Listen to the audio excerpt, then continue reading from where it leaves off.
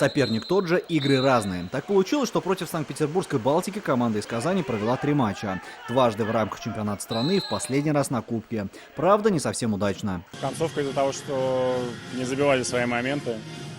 Когда ты не забиваешь, забивают тебя. Ничья для питерцев равносильно победе. Синтез всю игру доминировал, однако превзойти в результате не получилось. Итог: боевая ничья 9-9.